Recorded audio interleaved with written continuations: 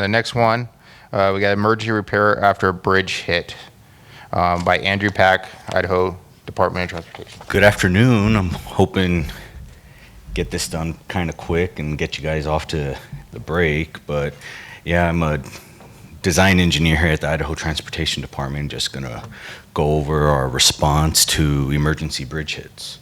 Wanted to kind of format this to see what we do and what happens from the time a bridge gets hit to when we go through our repair options and finish the repair. Since about 2016, there have been over 40 damage inspections done by us, with over 60% of them being overheight hits. So it's typically construction equipment or a dump truck that's improperly put down, and a third of these 60% are repeat hits, so the multiple bridges are getting hit multiple times.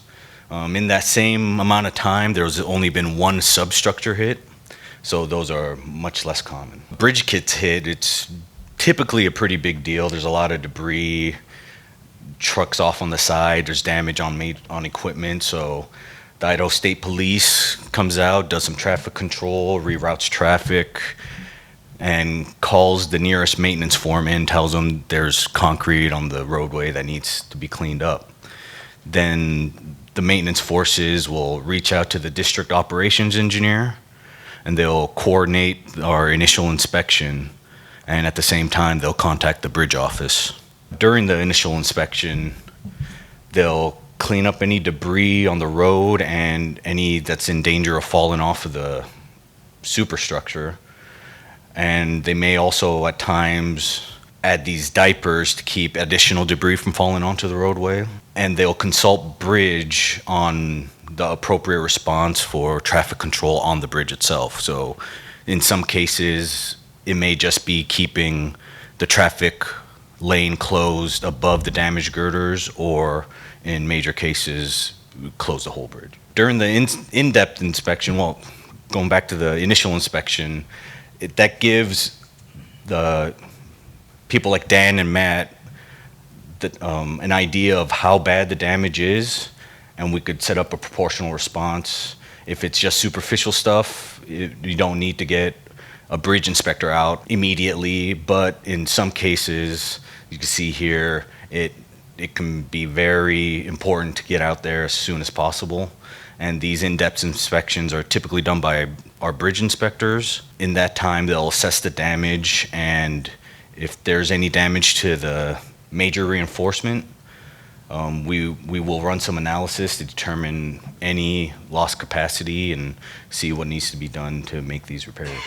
For our repair options, go over, for some of our minor and superficial repairs, we'll do patch and repair concrete and epoxy inject the cracks. In the cases of major or critical damage, we'll use carbon fiber reinforcement polymers wraps, probably call them CFRP from here on, and then in other cases, it may warrant a major replacement of the member. Dig into what we do for minor repairs. So patch and repair concrete. For minor repairs, it'll be just superficial concrete damage. Maybe the main reinforcement is exposed, but very minimally, and don't need to do too much. We'll do patch and repair, remove damaged delaminated concrete, and patch back with cementitious material, or we can form it up and pressure grout it and also do some epoxy injection. For major repairs, there would be cases where the concrete is heavily damaged and the main reinforcement is exposed quite a bit, but may or may not be damaged. It's just a lot of concrete damaged around, or in some cases, the main reinforcement is damaged and severely limits the capacity of the member. In the cases of for major damage, our go-to are using the CFRP wraps. There's a AASHTO guide spec on how to use this stuff for repairing and strengthening concrete elements. There was actually changes that have been recently approved that greatly expands on anchorages and also has worked out examples for repairing after bridge hits. Well, we generally do the wet layup types of CFRP where the girder surface is prepped, primed, they'll add the epoxy adhesive, lay on a sheet of the CFRP, and then go over it with an epoxy again. You can do this in multiple layers if you need the extra capacity. Each layer gives you some, and sometimes one is not enough, and you might have to add extra. To add extra tension reinforcement, you'll lay it down across the bottom face of the flange, and in the cases of shear reinforcement, you'll go up the girder. Early on, when this was being developed, there were concerns about anchorages, and since the initial guide spec was very limited on that, and we needed something out there, we had started using these galvanized steel channels that are bolted through the member. There wasn't too much, we didn't know how adequate this is. It's just we needed something for anchorage, and just so happened this standard channel size fits the typical AASHTO Type 2 girder web depth, which a lot of these that get hit are that girder type. With the new, and we're doing some research on seeing how adequate that may be, but depending on what that research tells us, with the changes to that guide spec, they've bulked up the anchorage sections, and we may end up going with these U-type anchors if we're only doing tension reinforcement. And in the cases of shear reinforcement, they have a guidance on using these what's called spike anchors, which is essentially just a bundle of the CFRP fibers that are drilled and bonded into the girder, and then on the face of the girder they'll fan out and it'll anchor the shear reinforcement. The deal is that doesn't really change the reason why it got hit. We still have clearance issues. So here are some examples of girders that have gotten hit after a CFRP repair. And in a lot of cases, it's nearly impossible to inspect the girder after this because it's wrapped up, anchored, painted, and all that kind of stuff. And more than likely to be, if it gets hit this hard, there can be major damage on the main reinforcement. And so in the cases of these, we'll generally go with a member replacement. So at the top here you see just that girder, exterior girder was replaced with the new concrete. And in a lot of, I couldn't find very many examples where it replaced a whole span, but it has been done. This is just, if you drive out in 84 going to Twin Falls, you'll run into this one where they replaced the spans over the interstate with voided slabs. And from what I understand, this was a while ago, so I couldn't find very many details on it, or even if it was really getting hit a lot. I forget, this was maybe 80s or something, right, Matt? It was, yeah, so it was before I was born.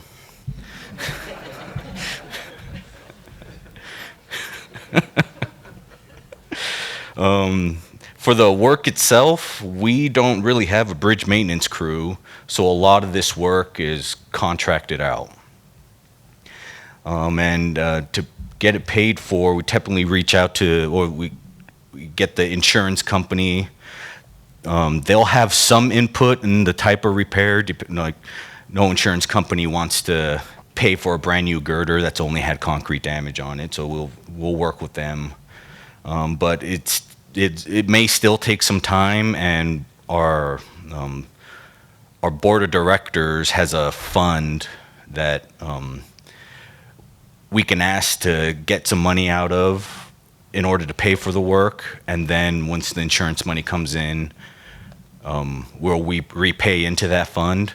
But in the cases of, say, hit and runs where a bridge gets hit, we don't know who did it. The maintenance guys just find a bunch of concrete on the interstate under a bridge, and we just use the funds to do this emergency work. For substructure repairs, like I said, we don't have too many examples. Like since 2016, there's been one, but these two are pretty interesting. So I thought I'd bring these up. We have the Mayfield Road interchange, or other known as the stage stop interchange, which is along over I-84. This included a column repair by using a grout-filled steel jacket, and there's the 850 West Road, which included a column replacement, a pier cap repair, and some additional reinforcement using steel members. So the Mayfield Road repair, this happened in 2015, where a smaller truck had hit the column, you can see here, and did some pretty good damage on the column and near the connection at the pier cap, and some cracking in the pier cap. For this repair, they had planned on jacking the pier cap back into place, removing the damaged concrete, getting it down to sound concrete, epoxy injecting that crack in the pier cap, and adding some additional reinforcement inside a steel jacket and pumping grout into it. And this is what it looks like right now. Our next one was 850 West Road, a larger semi, just totally took out this column. Got major damage at the top and bottom, and like I said, we ended up doing a replacement on this. Yeah, this was a big problem. We had maintenance crews in District 4 go out and set up these guardrail posts. Matt calls them the Lincoln log temporary shoring, and also roughed together this guardrail post temporary column you can see here. And with this, there was major cracking in the pier cap.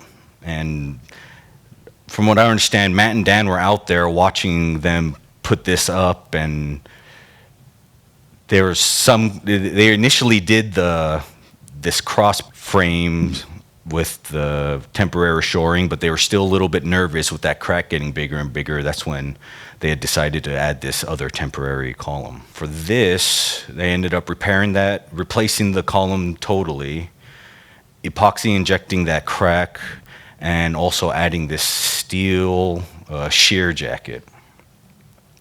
And additionally, they ended up also adding these steel members to brace the pier cap, and these are anchored to the pier cap and to the column footings below.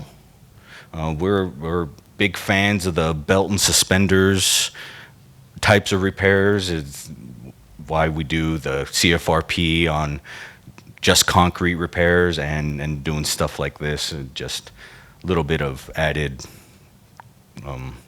capacity makes us feel a little bit better. To wrap things up a little bit, majority of our hits are from overheight bridges, which some include repeat hits. We mobilize both the district and headquarters bridge to do our inspections, assessment, and any analysis that might be needed. And our go-to are using our CFRP wraps as a belt and suspenders to keep that concrete patching up, and also to replace any lost capacity. And then on occasion, we'll do partial replacements of the structure and a handful of specialized repairs, like shown with the substructures repairs. Guys have any questions? Do you know what diameter columns those were? I don't. They're not too big. I'm not too familiar. They were built during when the interstate originally went up, so there were those old style grade separations.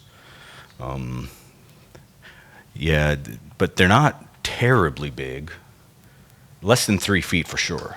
Restoring pre-stress, to use the splice chucks and the pre-stress strands? I've talked with Matt about it, and we have done it before, but he was saying that just the level of confidence with having contractors that are unfamiliar with it, and I know Washington uses a fair bit with your maintenance crews, and we just haven't done it enough to where we feel confident that we get a good product out of contractors. And You said that 1/3 of the 60% was repeat hits.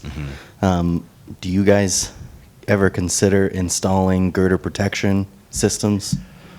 Or how many times does a bridge get hit before you guys do something? well, anything that's below 16 feet is signed, and there is signage. But other than that, we've talked about it, and I've looked into like setting up those what it would cost to do some of those like laser type away from the bridge, where it kind of warns the truck if you're over height.